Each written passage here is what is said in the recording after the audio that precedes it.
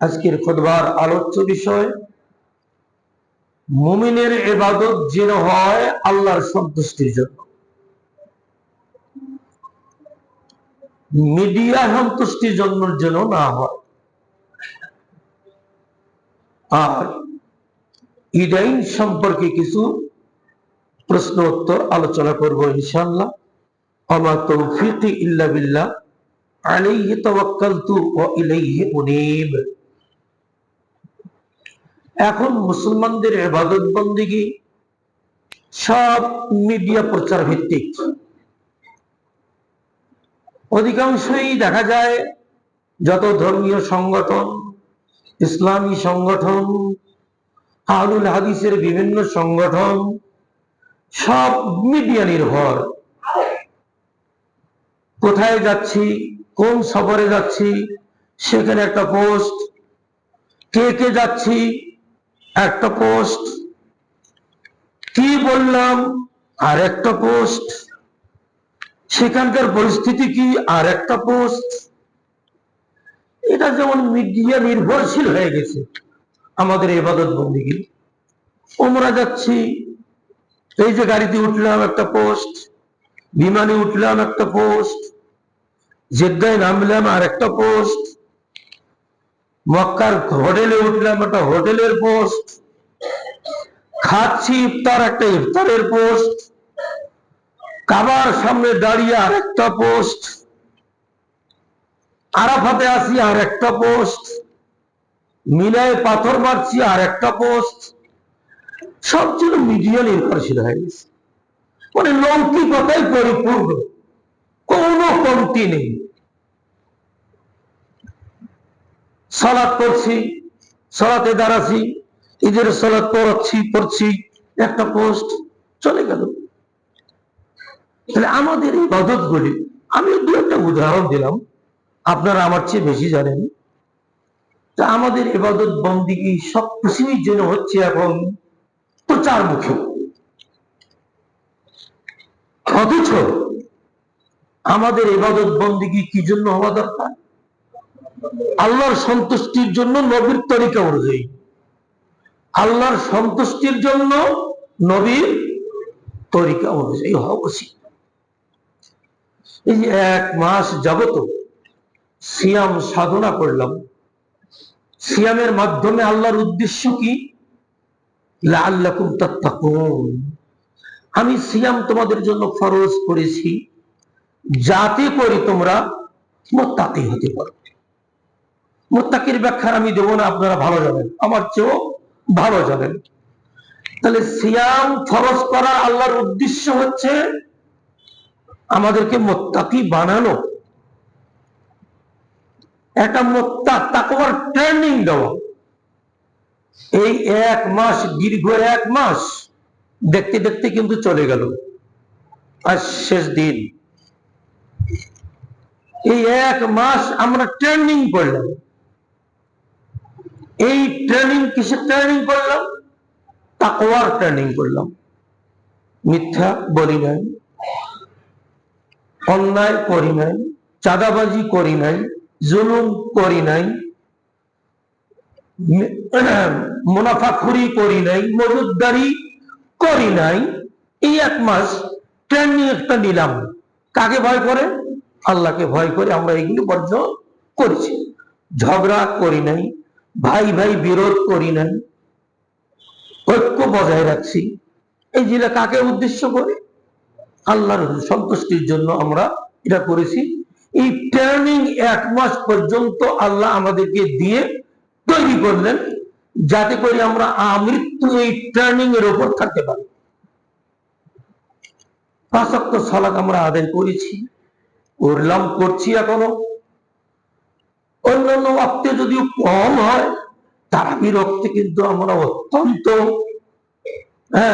ভাব গাম্ভীর্যের সাথে, গুরুত্বের সাথে, মর্যাদার সাথে, ফজিলতপূর্ণ মনে করে আমরা তারাবির সালাত আদায় করেছি। মসজিদ ভরে গেছে, কোন কোন মসজিদের বাইরে রাস্তা পর্যন্ত বন্ধ হয়ে গেছে তারাবির সালাতে।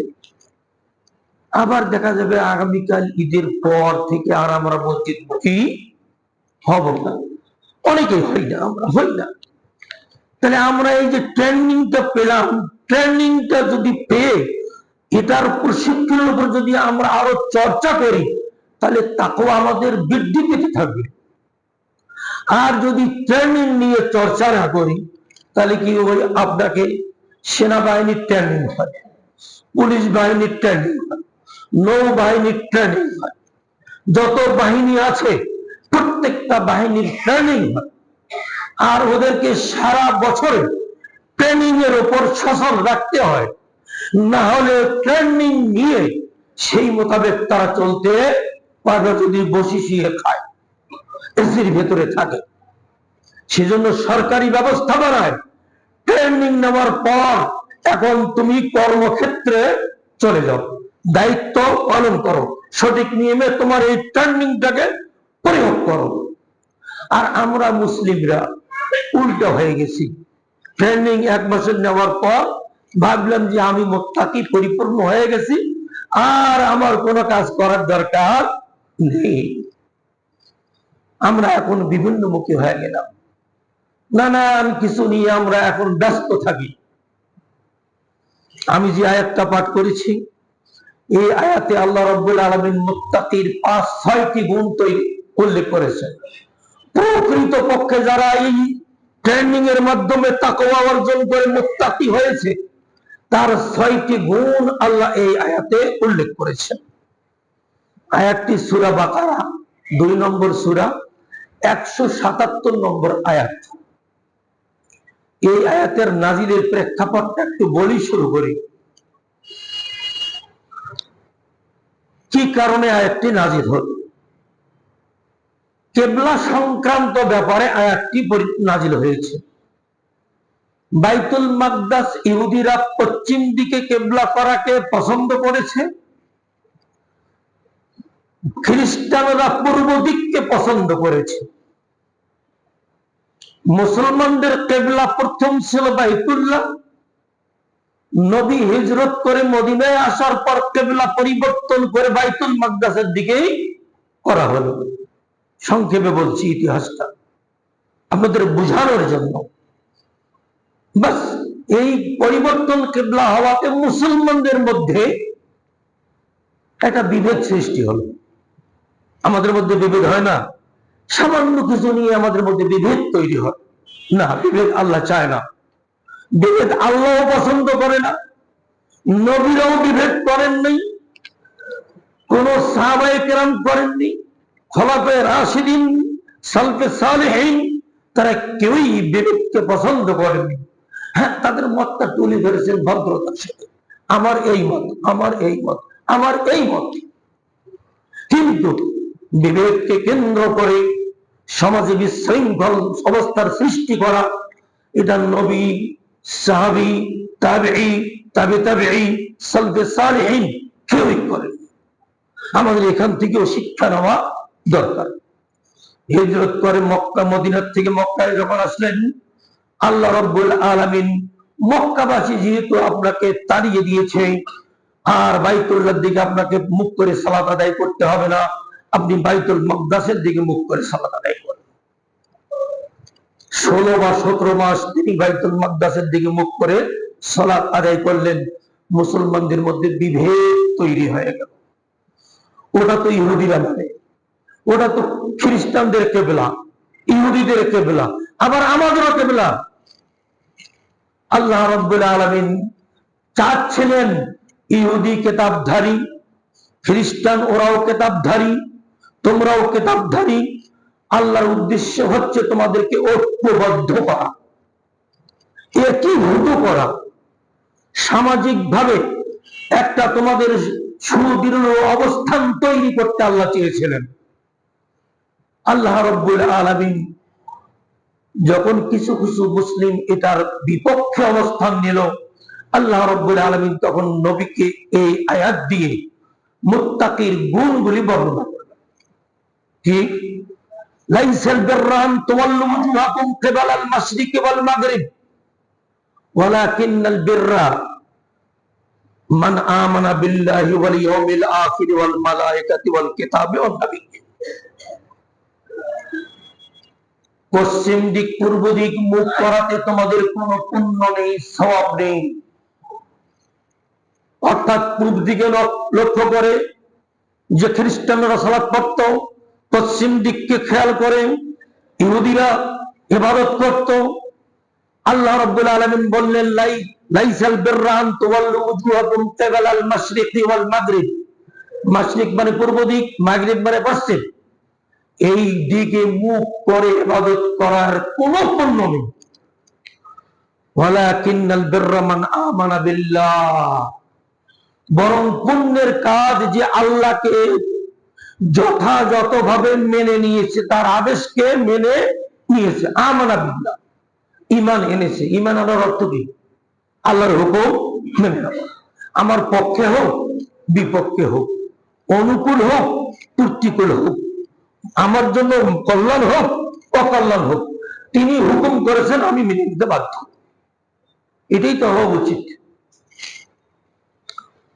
আর ইয়াউমিল আখির, পরকালের প্রতি, ওয়াল মালায়েকা, ফেরেশতাদের প্রতি, ওয়াল কিতাবে, কিতাবগুলির প্রতি, আমাদের কিতাব সহ আসমানি যত কিতাব আসছে সবের প্রতি ঈমান আনতে হবে।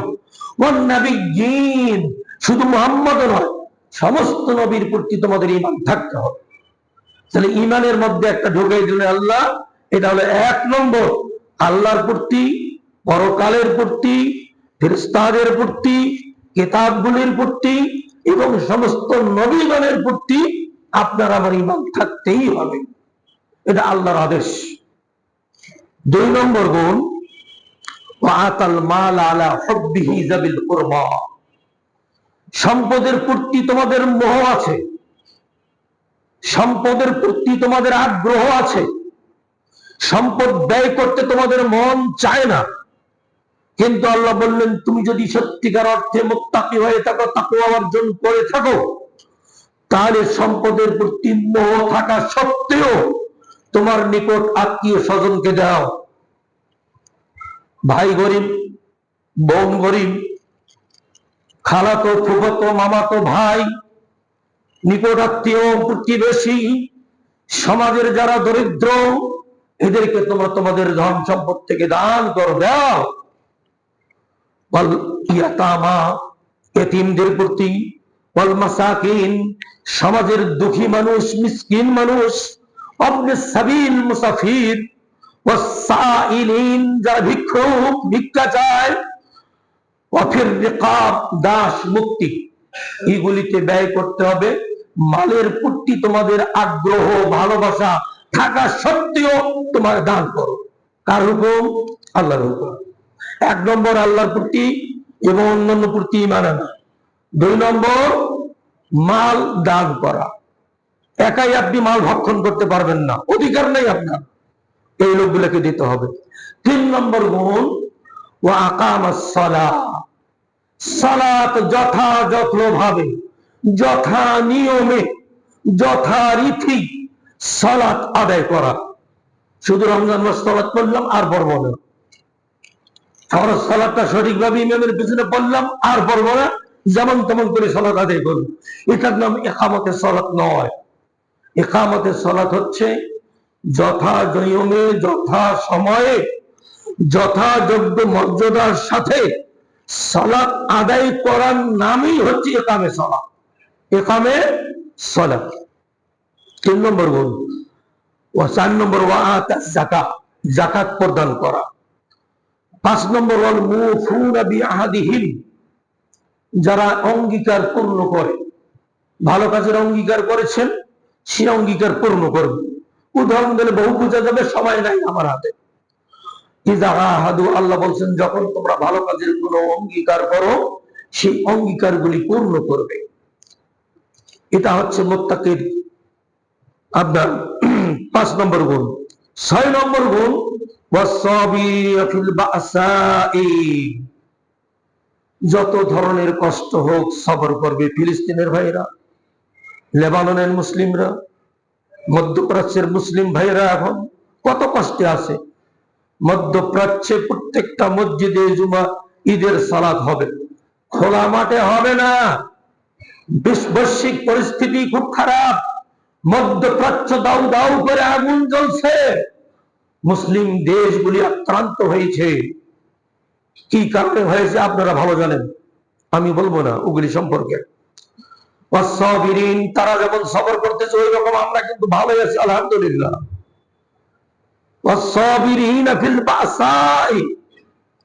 যারা দুঃখ কষ্টে সবর ধৈর্য ধারণ করে, এবং আপদে বিপদে, যুদ্ধক্ষেত্রে, হিনাল বাস বলতে এখানে যুদ্ধের ময়দানে, যুদ্ধের ময়দানে যুদ্ধ করতে গিয়ে আপনাকে আমাকে অবশ্যই সবর করতে হবে। এই গুণ যাদের মধ্যে থাকবে, আল্লাহ বলছেন উলাইকাল্লাযিনা সাদাকু, এই গুণ সম্বলিত লোক যারা ঈমানদার, যারা এরাই হচ্ছে সত্যিকার অর্থে মুত্তাকি, এরাই হচ্ছে সত্যিকার অর্থে ঈমানদার, এরাই হচ্ছে সত্যিকার অর্থে মুসলিম। এরপরে আল্লাহ বলছেন ওয়া উলাইকা হুমুল মুত্তাকুন, আর এরাই হচ্ছে সঠিক মুত্তাকি। আল্লাহ রাব্বুল আলামিন এখানে এই মুত্তাকিদের 6টি গুণ বর্ণনা করলেন। তাহলে আমরা জানতে পারলাম এখানে আপনার আমার সকলেরই কর্তব্য, আমরা যেহেতু আল্লাহর দাস হিসেবে প্রেরিত হয়েছি, অতএব দাসের কর্তব্য মুনিবের হুকুম, যতই কষ্ট হোক, যতই সুখের হোক, যতই দুঃখের হোক, যতই আমার প্রতিকূল হোক, যতই বিপরীতমুখী হোক না কেন, আমি যেহেতু মুনিব হিসেবে তাকে স্বীকার করে নিয়েছি, তার আদেশ আমাকে অক্ষরে অক্ষরে পালন করতেই হবে। যদি করতে পারি তাহলে আপনি আল্লাহর নিকট সত্যিকার অর্থে মুত্তাকি হিসেবে পরিগণিত হব। আল্লাহ রাব্বুল আলামিন আমাদের সবাইকে সত্যিকার অর্থে মুত্তাকি হওয়ার তৌফিক দান করুন, আমিন। এরপরে ঈদাইন সম্পর্কে কিছু মাসলা মাসাইল আলোচনা করতে চাই প্রশ্ন উত্তর আকারে। ঈদাইন সালাতে অতিরিক্ত তাকবীর কয়টি? তাকবীর গুলিতে রফআল ঈদাইন করতে হবে কিনা? ঈদাইনের সালাতের সময় কখন? এই 3টি প্রশ্ন সংক্ষিপ্ত আকারে আপনাদের সামনে তুলে ধরব। প্রথম প্রশ্ন, ঈদাইনের সালাতে অতিরিক্ত তাকবীর কয়টি? হাদিস ঘাটলে পাওয়া যায় 4টি, 9টি, 12টি, 13টি। 4টি, 9টি, 12টি, 13টি, এই 4 ধরনের হাদিস পাওয়া যায় ঈদাইনের সালাতে অতিরিক্ত তাকবীর দেওয়ার। 4 ধরনের হাদিস পাওয়া যায়। এই 4 ধরনের হাদিসের মধ্যে সবচেয়ে সহি হাদিস যেটা, সেটা হচ্ছে 12 তাকবীরের হাদিস। আর 13 তাকবীরের হাদিস সহি, কেউ কেউ তাকবীরে তাহরিমা সহ 13 তাকবীর বলেছেন, ওটাও ঠিক আছে। তবে রাসূল সাল্লাল্লাহু আলাইহি ওয়াসাল্লাম তাকবীরে তাহরিমা বাদে 12 তাকবীর দিতেন, এ সম্পর্কে আমি কয়েকটি হাদিস আপনাদের সামনে তুলে ধরেছি। ওগুলো বর্ণনা করতে গেলে সময় লাগবে, সহি যেটা সেটাই বর্ণনা দিচ্ছি। আয়েশা রাদিয়াল্লাহু তাআলা আনহা বলেন, 1 নম্বর হাদিস, কানা রাসূলুল্লাহ সাল্লাল্লাহু আলাইহি ওয়াসাল্লাম ইউকাব্বিরু ফিল ফিত্রি ওয়াল আদহা ফিল উলা 7 তাকবীরাতিন ওয়া ফিস সানিয়া 5 সিওয়া তাকবীরাতাই রুকু, রাওয়াহু আবু দাউদ ওয়া ফি রাওয়ায়াতিল লিদারকুতনি সিওয়া তাকবীরাতিল ইস্তিফতাহ। মা আয়েশা সিদ্দিকা রাদিয়াল্লাহু তাআলা আনহার বর্ণনায় তিনি বলেন, রাসূল সাল্লাল্লাহু আলাইহি ওয়াসাল্লাম ঈদুল ফিতর ও ঈদুল আজহার প্রথম রাকাতে 7 তাকবীর দিতেন, দ্বিতীয় রাকাতে 5 তাকবীর দিতেন, রুকুর 2 তাকবীর এবং তাকবীরে তাহরিমা ব্যতীত। তাহলে রুকুর 2 রাকাতে 2টা রুকু আছে না, তাকবীর যে রুকু দিয়ে যেতে হবে, এই হাদিসে বলা হলো রুকুর 2 তাকবীর এবং তাকবীরে তাহরিমা, এই 3টি তাকবীর বাদে অতিরিক্ত 12টি তাকবীর তিনি দিতেন। প্রথম রাকাতে 7টি, দ্বিতীয় রাকাতে 5টি। এই হাদিস আবু দাউদ, দারকুতনি, বৈরুত সাফা 1417 নম্বর হাদিস, 1996 নম্বর হাদিস, সনদ সহিহ। আলবানী ইরওয়াউল গালিলেও 639 নম্বর হাদিসের ব্যাখ্যায় এটি উল্লেখ করেছেন। 2 নম্বর হাদিস, আমর ইবনে সুরাইদ রাদিয়াল্লাহু তাআলা আনহু তার পিতা হতে, তিনি তার দাদা হতে বর্ণনা করেন, আন্না রাসূলুল্লাহ সাল্লাল্লাহু আলাইহি ওয়াসাল্লাম কাব্বারা ফিল ঈদাইন আল আযহা ওয়াল ফিতরা সিনতাই আশারাতা তাকবীরাতান। রাসূল সাল্লাল্লাহু আলাইহি ওয়াসাল্লাম 2 ঈদ অর্থাৎ ঈদুল আযহা এবং ঈদুল ফিতর, 2 তাকবীরে, 2 ঈদে তিনি 12টি তাকবীর দিতেন। 2 ঈদে তিনি 12টি করে তাকবীর দিতেন। ফিল উলা সাবআন ওয়া ফিল আখিরাতে খামসান। প্রথম রাকাতে 7টা, দ্বিতীয় রাকাতে 5টা। সিওয়া তাকবীরাতুল ইহরাম, তাকবীরে তাহরিমা বাদে 5টা, 7টা। ওয়া ফি রাওয়ায়াতিন সিওয়া তাকবীরাতিস সালাহ, অন্য রাওয়ায়াতে বলেছে সালাতের যে তাকবীর দেওয়া হয় প্রথমে, এটা বাদে উনি 7টা তাকবীর প্রথম রাকাতে এবং দ্বিতীয় রাকাতে কয়টা? 5টা। হাদিস দারকুতনি, বাইহাকী। দারকুতনি হাদিস নম্বর 1712, 1714, সনদ হাসান। বাইহাকী দ্বিতীয় খণ্ড 285 পৃষ্ঠা। আলবানী সহিহ আবু দাউদ 1020 নম্বর হাদিস। সহিহ ইবনে মাজাহ হাদিস নম্বর 1063। সহিহ ইবনে মাজাহ এবং সহিহ আবু দাউদ এই হাদিসটি বর্ণিত হয়েছে। এখন আপনারা বর্তমান প্রজন্ম এটা গুগল সার্চ দিলে বের করতে পারবেন। 3 নম্বর হাদিস, কাসির বিন আব্দুল্লাহ রাদিয়াল্লাহু আনহু বলেন, তিনি তার পিতা থেকে এবং তিনি তার দাদা থেকে বর্ণনা করেন, আন্নান নবী সাল্লাল্লাহু আলাইহি ওয়াসাল্লাম কাব্বারা ফিল ঈদাইন ফিল উলা সাবআ ক্বাবলা আল কিরাআতি ওয়া ফিল আখিরাতি খামসান ক্বাবলা আল কিরাআতি। রাসূল নবী সাল্লাল্লাহু আলাইহি ওয়াসাল্লাম 2 ঈদের প্রথম রাকাতে কিরাতের আগে 7টি তাকবীর, দ্বিতীয় রাকাতে কিরাতের আগে কয়টি তাকবীর? 5টি তাকবীর। এই হাদিসে কিরাতের আগে কথাটা উল্লেখ করে আরো স্পষ্ট করা হলো, তাকবীরটা আমরা কখন দেব, কিরাতের পরে দেব না আগে দেব? পাওয়া গেল আমরা কিরাতের আগেই দেব। এটা নবী সাল্লাল্লাহু আলাইহি ওয়াসাল্লাম দিয়েছেন। এই হাদিসের ব্যাখ্যা সম্পর্কে ইমাম তিরমিজি রাহিমাহুল্লাহ মন্তব্য করেছেন। তিনি বলছেন, হাদিসু জাদ্দি কাসিরিন হাদিসুন হাসানুন ওয়া হুয়া আহসানু শাইইন রুবিয়া ফি হাযাল বাব আন নবী সাল্লাল্লাহু আলাইহি ওয়াসাল্লাম।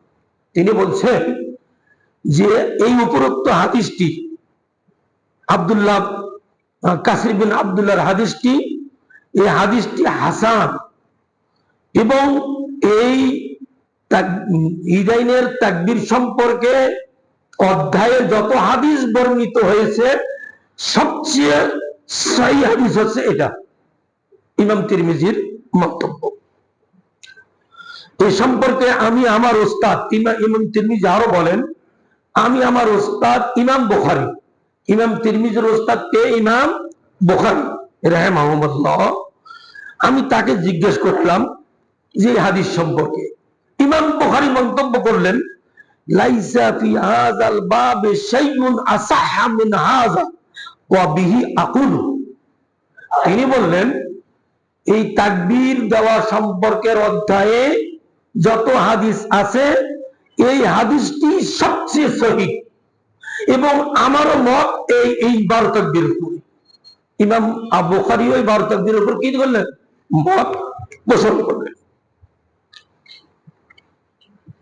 অতিরিক্ত তাকবীরগুলি তাহলে আমরা পাইলাম 12 তাকবীরের 3টি হাদিস। 12 তাকবীর সম্পর্কে সহিহ হাদিস 26টি হাদিস বর্ণিত হয়েছে। 26টি সহিহ হাদিস বর্ণিত হয়েছে। 4 তাকবীরের হাদিস জানাজার উপর কিয়াস করে। জানাজায় কয় তাকবীর দেওয়া হয়? 4 তাকবীর। 9 তাকবীরের হাদিস জয়ীফ, জাল।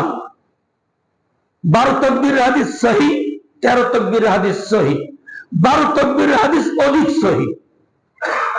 12 তাকবীরের হাদিস কি অধিক সহিহ। আমরা নবীর উম্মত হিসেবে কোনটা বেশি মানার যোগ্য মনে করব? অধিক সহিহটাই। তাহলে 12 তাকবীর সাব্যস্ত হল। এই অতিরিক্ত তাকবীর গুলি তাহরিমার সহ কিনা? ইমাম মালিক আহমদ রাহিমাহুল্লাহ তাকবীরে তাহরিমা সহ 7 তাকবীরের কথা বলছেন।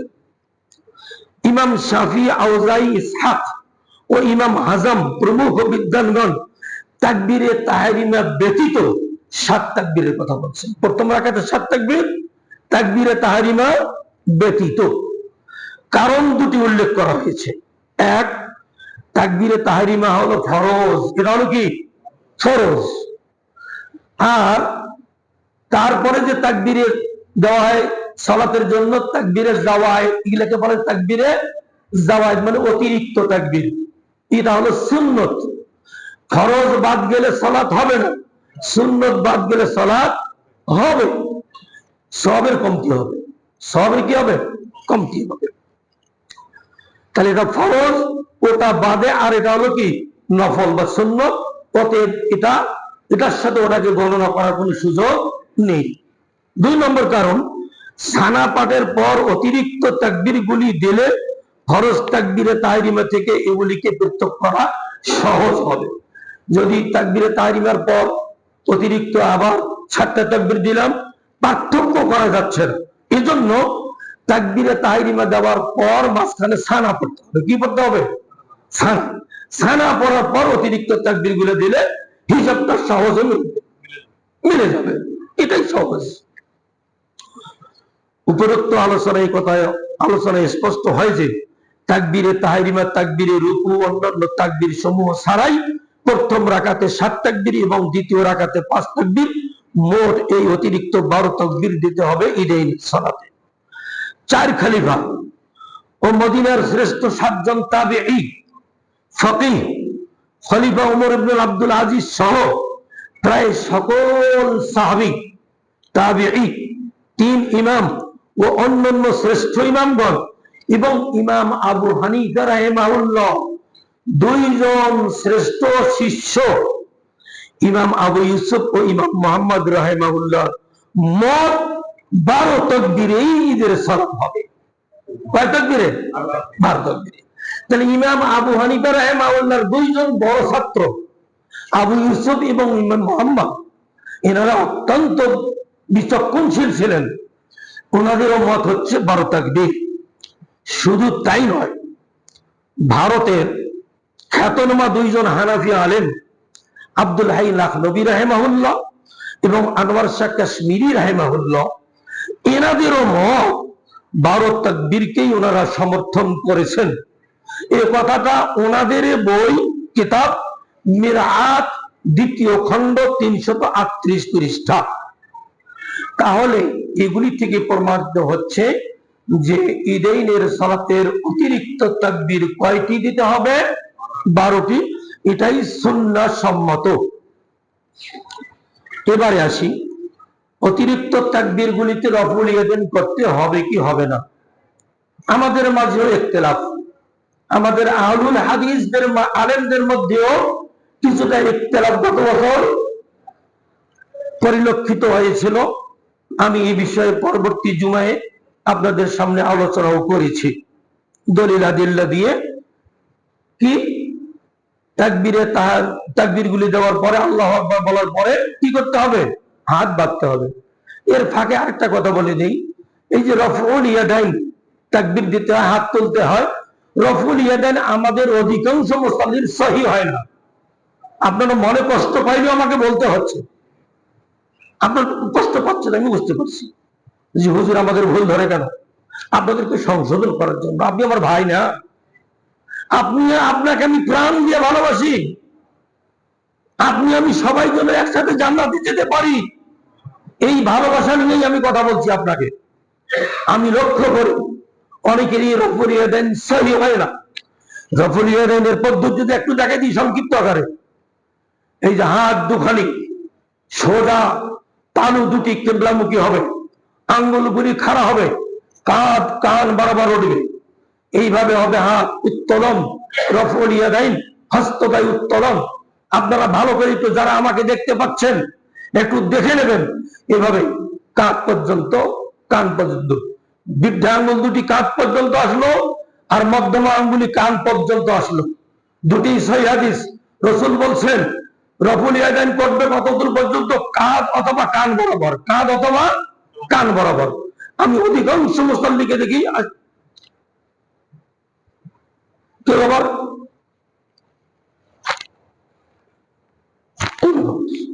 মানে এইভাবে হাত তোলো, এই পেটের উপরে, বুকের নিচে, বুকের নিচে পেটের উপরে এইভাবে হাত তুললো, আবার এইভাবে হাত বাঁধতেছে। হাত বাঁধারও সহিহ হাদিস, সহিহ বুখারীর হাদিস, জেরার উপর জেরা, এটা অধিক অধিক সহিহ, এটা শুধু সহিহ, বুকের উপর বাঁধা শুধু সহিহ, আর এটা হলো অধিক অধিক অধিক সহিহ। আপনি কোনটা মানবেন? ঘি বাছাই করার সময় উত্তম ঘি, অরিজিনাল ঘি, ভালো, হ্যাঁ, খেজুর, মধু, এগুলোর সময় আপনি ঠিক আছেন, কিন্তু আপনার ইবাদতের বেলায় আপনি ঠিক নাই। মনে কষ্ট নেবেন না, আমি আবারও বলছি, আপনি একটু সংশোধন করার জন্য আমি কথাগুলি বলছি। আপনারা এইভাবে ফুলিয়ে দেন করবেন এবং বুকের উপর এইভাবেই হাত বাঁধবেন। এটাই হচ্ছে সবচেয়ে সর্বোত্তম সহি পদ্ধতি। আর এটাও আছে সহি পদ্ধতি, এটাও আছে সহি পদ্ধতি, এভাবে বাঁধবেন, এটাও সহি পদ্ধতি। তবে অতি অতি সহি পদ্ধতি হচ্ছে এক জেরার উপর আর এক জেরা রাখা, বুকের উপর রাখা। আর রফুল ইয়াদাইন আবারও দেখাই দিচ্ছি, এভাবেই করবেন। এর ব্যতিক্রম করলে রফুল ইয়াদাইনের সুন্নাত আদায় হবে না। আপনি রফুল ইয়াদাইন করলেন, সুন্নাত হলো না, এটা খামখেয়ালি হলো। রাসূলের হাদিসের সাথে মশকারি করা হলো, যদি মশকারি হয়ে যায় ঈমান থাকবে না। এই অতিরিক্ত তাকবীর গুলো দেওয়ার পর হাত বাঁধতে হবে বুকের উপর। এ প্রসঙ্গে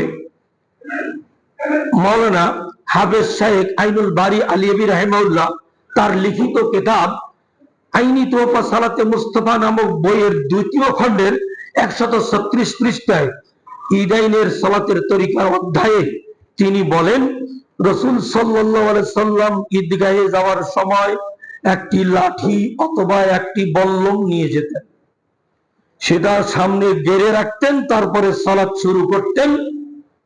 এটা হলো হাদিস সহিহ বুখারী। অতঃপর তিনি তাকবীরে তাহরিমা বলে হাত বুকের উপর বাঁধতেন, তারপর তিনি সানা পড়তেন, তারপর তিনি অতিরিক্ত 7টি তাকবীর দিতেন। তার এই হাদিস দ্বারা বোঝা গেল তাহলে তাকবীর দেওয়ার পর বুকের উপর হাত বাঁধতে হবে, সানা পড়তে হবে, তারপরে অতিরিক্ত 7টি তাকবীর দিতে হবে। আমরা এতটুকু বুঝলাম। এরপরে আসি, ইবনে ওমর রাদিয়াল্লাহু আনহু বলেন, রাসূল সাল্লাল্লাহু আলাইহি ওয়াসাল্লামের সুন্নতের অত্যাধিক অনুসরণে অনুকরণে আমরা প্রত্যেকে তাকবীরের সাথে 2 হাত তুলতাম এবং প্রত্যেক তাকবীরের পর হাত বাঁধতাম।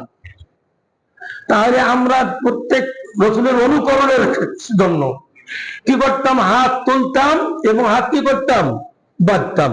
তাহলে এখানে হাত বাঁধার কথা উল্লেখ পাওয়া গেল। অনেক দেখবেন মাযহাবী ভাইরা ট্রেন্ডিং, আমি ফেসবুকে দেখলাম, এই তো ঈদ আসতেছে, ঈদের সালাতের নিয়ম এইভাবে করতে হবে, তাকবীরে তাহরিমা দিয়ে হাত বাঁধবে, তারপরে অতিরিক্ত তাকবীর দেবে, হাত বাঁধবে না, অতিরিক্ত তাকবীর দেবে, হাত বাঁধবে না, অতিরিক্ত তাকবীর দেবে, হাত। আপনারা হয়তো অনেকেই দেখেছেন, হ্যাঁ দেখেছেন। হাদিস বাইহাকী। এভাবে 7টি তাকবীর বলার পর রাসূল সাল্লাল্লাহু আলাইহি ওয়াসাল্লাম সূরা ফাতিহা, সূরা আলা অথবা সূরা কাফ অথবা সূরা কামার এগুলি তেলাওয়াত করতেন, এগুলি পাঠ করতেন। এটাই হচ্ছে সহিহ পদ্ধতি। তাহলে তাকবীর দেওয়ার সহিহ পদ্ধতি গেল। এবার আসি ঈদাইনের সালাতের সময় কখন। এটা নিয়ে গত জুমায় একটু বলেছি, এক ভাই একটা দরখাস্ত দিয়েছেন, তার আলোকে আমি একটু কথাও বলেছি। তারপরেও এটা নিয়ে অনেক তর্ক বিতর্ক আমরা করে থাকি, নিজেদের মতো করার চেষ্টা করি। না, করা যাবে না কখনো। শরীয়ত বেঁধে দেওয়া নিয়মকে কারো সন্তুষ্টি কল্পে এটাকে মানে কম বেশি করার কোনো সুযোগ নেই। ঈদাইনের সালাত কখন, উত্তম সময় ও জায়েজ সময় কখন, এ সম্পর্কে হাসান ইবনু আহমদ আল বান্না কিতাবুল আদাহি একটা কিতাব, সেটাতে তিনি লিখেছেন যে জুনদুব রাদিয়াল্লাহু তাআলা আনহু বলেন, নবী সাল্লাল্লাহু আলাইহি সাল্লাম আমাদের নিয়ে ঈদুল ফিতরের সালাত পড়েন তখন যখন সূর্য দুই বল্লমের উপর ছিল। রাসূল সাল্লাল্লাহু আলাইহি ওয়াসাল্লাম আমাদেরকে নিয়ে ঈদুল ফিতরের সালাত পড়েন তখন যখন সূর্য দুই বল্লমের উপরে ছিল। এখনকার মতো তো ডিজিটাল ঘড়ি ছিল না। এখন যেমন ডিজিটাল ঘড়ি ভেতরে বাইরে, হ্যাঁ, রাস্তায় মোড়ে দ্বীপে টাঙ্গে দেওয়া হয়েছে, তখন এগুলো ছিল না। সাহাবীগণ বুঝাতে চাচ্ছেন সূর্য উদিত হচ্ছে পাহাড়ের উপরে। মক্কায় তো গেছেন, পাহাড় দেখছেন, মদিনাতে দেখেছেন পাহাড়, পাহাড়ের উপরে সূর্য যখন দেখা যায় দুই বল্লম। আমরা যারা, আমার বয়সী যারা, তখন আপনারা বল্লম ছিলেন। আমাদের গ্রাম অঞ্চলে আমরা পাহারা যখন দিতাম, বাড়ি ঘর নিজেদের বল্লম ছিল আমাদের আত্মরক্ষার জন্য, শত্রু চোর ডাকাতের হাত থেকে রক্ষার জন্য আমরা বল্লম তৈরি করতাম। এত বড় একটা লোহার ফলাকা বাঁশের উপর গেড়ে দিয়ে, বাস ওই বাসটা কমপক্ষে 3 ফিট, আর ওটা 1 ফিট, 4 ফিট, মিনিমাম 4 ফিট, যেন দূর থেকে শত্রুকে কি করা যায়, প্রতিহত করা যায়, শত্রুর আঘাত থেকে যেন রক্ষা করা যায়। এই বল্লম ছিল আজ থেকে 100 বছর আগে। আজ থেকে 1400 বছর আগে কি ছিল? কি ছিল? ছিল। সেজন্য সাহাবী বলছেন দুই বল্লম, তার মানে কি 8 ফিট, 5 ফিট। সূর্য উদিত হওয়া 8 ফিট পর্যন্ত, তারও বেশি সময়ে জাবের বলছেন, জুনদুব রাদিয়াল্লাহু তাআলা বলছেন, রাসূল আমাদেরকে নিয়ে ঈদুল ফিতরের সালাত আদায় করবেন। আচ্ছা, এই হাদিসটা পাবেন তালখিসে হাবিব 144 পৃষ্ঠায়। আরেক সাহাবী আব্দুল্লাহ ইবনে বুসার রাদিয়াল্লাহু তাআলা আনহু, তিনি একদা ঈদুল ফিতর কিংবা ঈদুল আযহা সালাত পড়তে বের হলেন।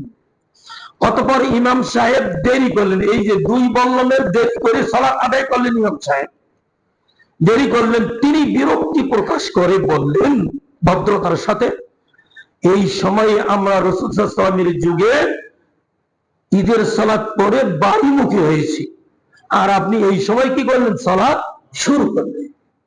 তার মানে উনি প্রতিবাদ করলেন, বিনয়ের সাথে, ইমামের সাথে প্রতিবাদ করলেন। আমরা রাসূলের যুগে দুই নিজা, অর্থাৎ দুই বল্লম, সূর্য উদিত হওয়ার পর দুই বল্লম পর্যন্ত উপরে উঠায় আমরা সালাত করেছি, আর আপনি দুই বল্লম পার করে দিয়ে সালাত করতেছেন। তাই কি বুঝলাম? উত্তম সময় দুই বল্লম, আড়াই বল্লম পর্যন্ত। একটু বেশি বলছি, একটু বেশি মানে আড়াই বল্লম। আরেক সাহাবী, এটা হলো ইশরাকের সময়, তিনি বলেন সেটা হলো কি ইশরাকের সময়। তার মানে ইশরাকের সময়টা তখন নির্ধারণ করা হয়েছিল, দুই বল্লম থেকে কিছু বেশি সময় হলে ইশরাকের রক্ত হয়ে যায়, তারপরে চাষতে রক্ত হয়, তারপরে জওয়ালের পর জোহরে রক্ত হয়। এই আয়টা পাবে হাদিসটি মুসনাদে আহমদ, আবু দাউদ, ইবনে মাজাহ, হাকিম, বাইহাকি, মিরআত, দ্বিতীয় খণ্ড 345 পৃষ্ঠা। শাইখুল হাদিস মাওলানা ইউনুস রাহিমাহুল্লাহ বলেন, সূর্যোদয়ের পর থেকে 1 ঘন্টার কিছু বেশি সময় হলো ইশরাকের সময়। উনি বলছেন দস্তুরুল মুত্তাকি 142 পৃষ্ঠা, অর্থাৎ আনুমানিক 1.25 ঘন্টা। আইনুল বারি আলিয়াবি রাহিমাহুল্লাহ আইনি তোফা সালাতে মুস্তাফা দ্বিতীয় খণ্ডের 134 পৃষ্ঠায় তিনি বলেন, সব হাদিস একত্রিত করলে পরিষ্কার বোঝা যায় যে সূর্যোদয়ের পর 1.5 ঘন্টার মধ্যে ঈদুল আযহা এবং 2.5 ঘন্টার মধ্যে ঈদুল ফিতরের নামাজ পড়া উত্তম। ঈদুল ফিতরের নামাজ একটু পরে, জলদি নয়। ঈদুল আজহার নামাজ কি জলদি পড়তেন, অর্থাৎ 1 বল্লমের পর ঈদুল আজহা, 2 বল্লমের পর ঈদুল ফিতর, এইভাবে রাসূল সাল্লাল্লাহু আলাইহি ওয়াসাল্লাম আদায় করতেন। 2 বল্লমের হিসাব তিনি দিয়েছেন 2.5 ঘন্টা, সূর্য ওঠার পর 2.5 ঘন্টা। আজকে 20 মার্চ সূর্য উদয় হয়েছে, আমি ঘড়িতে যেটা দেখেছি 6টা 14 মিনিটে। 6টা 14 মিনিট, তাহলে 6টা 14 মিনিট 2 ঘন্টা ধরেন, তাহলে 7টা 14, 8টা 14, 8:15 পর্যন্ত উত্তম সময়ের মধ্যে ঈদের ফিতরের সালাত আদায় করা বৈধ। উত্তম উত্তম উত্তমের মধ্যে এ নিয়ে বিতর্ক করার কোন সুযোগ নেই, কোন সুযোগ নেই, কোন সুযোগ নেই। কঠিন মনে হলো, আমিও কষ্ট পাচ্ছি আপনাদেরকে মনে কষ্ট দিতে। সামান্য জিনিস নিয়ে বিতর্ক, সুন্নত নিয়ে বিতর্ক, ঈদের সালাত সুন্নত, এটা নিয়ে কেন বিতর্ক হবে? ফরজ আদায় করি না, এই 2 রাকাত সালাত নিয়ে বাস বিতর্ক শুরু করে দিয়েছি। ঈদের সালাত সুন্নত, তাকবীরের জাওয়ায়েতগুলি সুন্নত। ঈদের সালাত যদি কেউ না পড়ে তাহলে সে মুনাফিক হবে না, কাফের হবে না। ফরজ সালাত না পড়লে কাফের হবে। ফরজ সালাত কিভাবে সঠিক সময়ে, সঠিক নিয়মে, সঠিক পদ্ধতিতে আদায় করব, এইগুলি নিয়ে আমরা একেবারে উদাসীন। যদিও এই নামাজ হানাফি, মালিকি, হাম্বলি মাযহাবের মতে সূর্যোদয়ের 1 ঘন্টার পর থেকে সূর্য মাথার উপর হতে পশ্চিমে গড়ে যাওয়ার আগ পর্যন্ত সময় থাকে। আহলুল হাদিস গণেরও এই মত, মানে সময় কত দূর?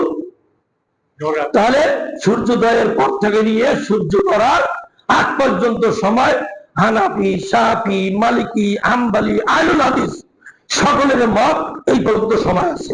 উত্তম সময় কতটুকু? 2 নেজাত, 2 বল্লম। 2 বল্লমের পরিমাণ আইনুল বারি তোবাতু 3 আইনি তোবা সালাতে